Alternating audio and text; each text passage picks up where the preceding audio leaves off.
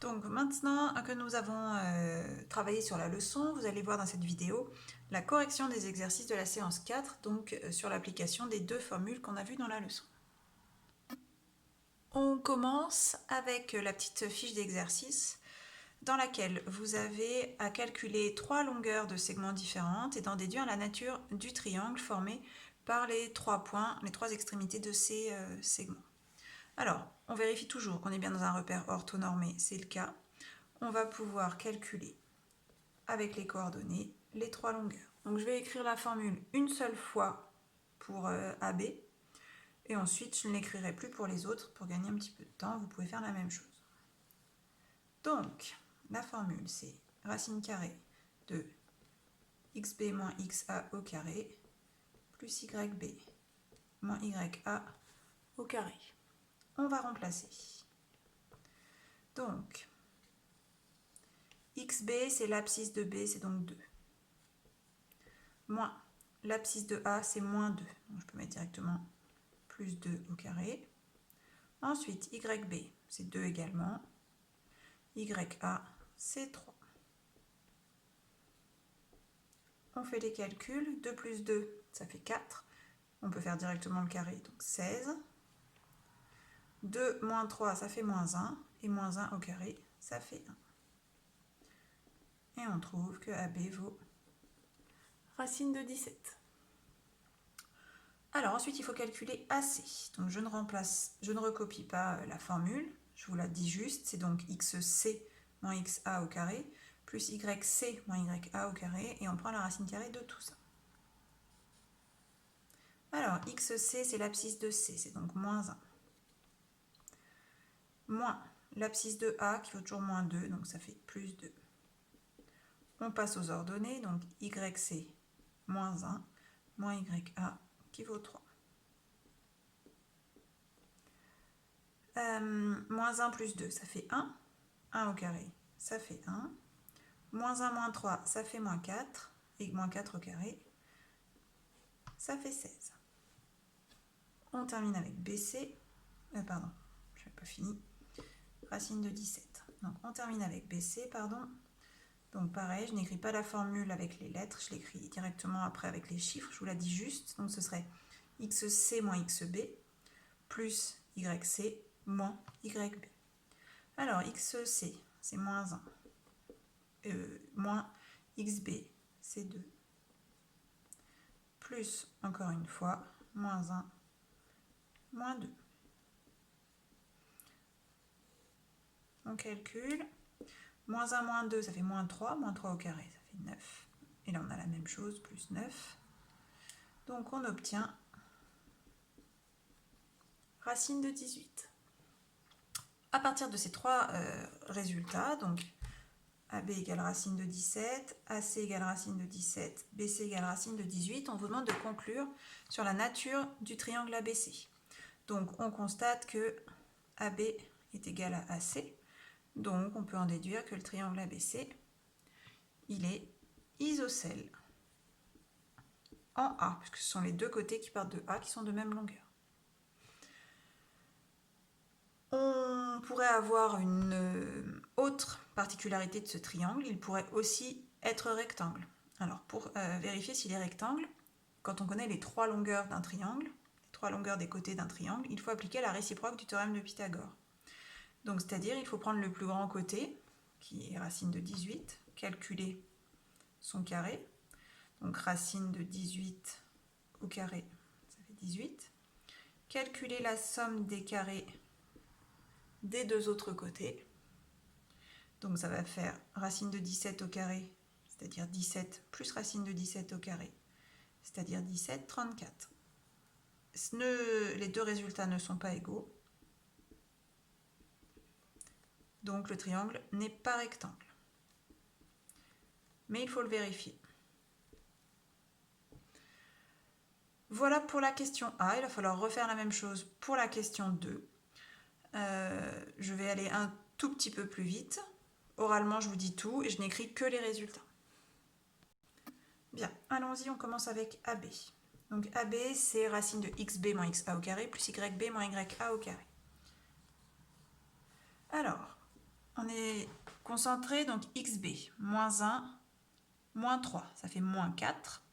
Moins 4 au carré, ça fait 16. Ensuite, on passe aux ordonnées. Moins 1, moins 2, ça fait moins 3. Moins 3 au carré, ça fait 9. On obtient racine de 25. On continue avec AC. Même chose. J'utilise cette fois-ci les coordonnées de A et C. Donc XC 1, moins 3, donc moins 2. Et au carré, moins 2, ça fait 4. Ensuite, moins 2. Moins 2, ça fait moins 4. Moins 4 au carré, ça fait 16.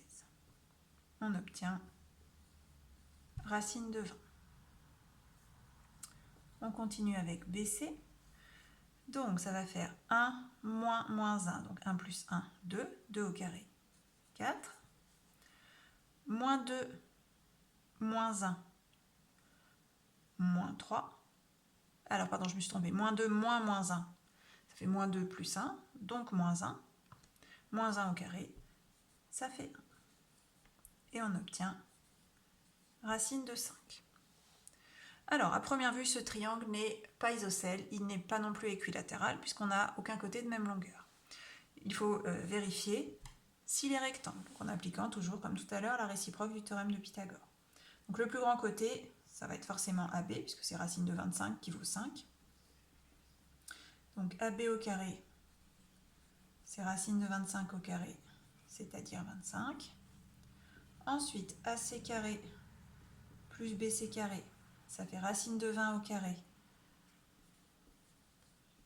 plus racine de 5 au carré, ça fait 20, ça fait 5, et ça fait donc 25. Donc, on constate que AB carré égale AC carré plus BC carré. Donc, d'après la réciproque du théorème de Pythagore, il faudrait l'écrire. D'après la réciproque du théorème de Pythagore, le triangle ABC est rectangle, et il est rectangle en C, puisque le plus grand côté est AB, c'est donc l'hypoténuse de notre triangle. Allez, il nous reste la question C, donc même chose, je vous donnerai les résultats. Commençons avec AB. Donc, on va avoir racine carrée de... Alors, moins 1, moins 2, ça fait moins 3. Moins 3 au carré, ça fait 9.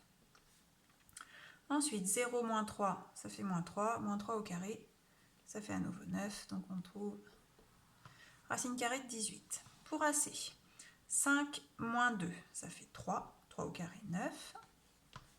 0 moins 3, ça fait moins 3. Moins 3 au carré, ça fait 9. On trouve encore racine de 18. Pour le dernier, 5 moins 1, ça fait 5 plus 1, 6. 6 au carré, 36. Et 0 moins 0, 0 au carré, ça fait 0. Voilà, donc on trouve racine de 18 et racine de 36. Alors, à première vue, puisque AB est égal à AC, le triangle ABC est isocèle en A. Vérifions s'il n'est pas aussi rectangle. C'est possible qu'un triangle soit rectangle et isocèle. Donc le plus grand côté, c'est BC. Donc BC au carré, ça fait racine de 36 au carré, donc 36. AB carré plus AC carré, ça fait donc racine de 18 au carré, 18. Plus racine de 18 au carré, 18. Et on trouve 36.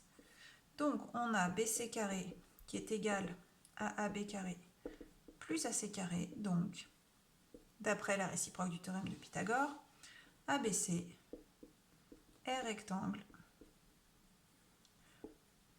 en A.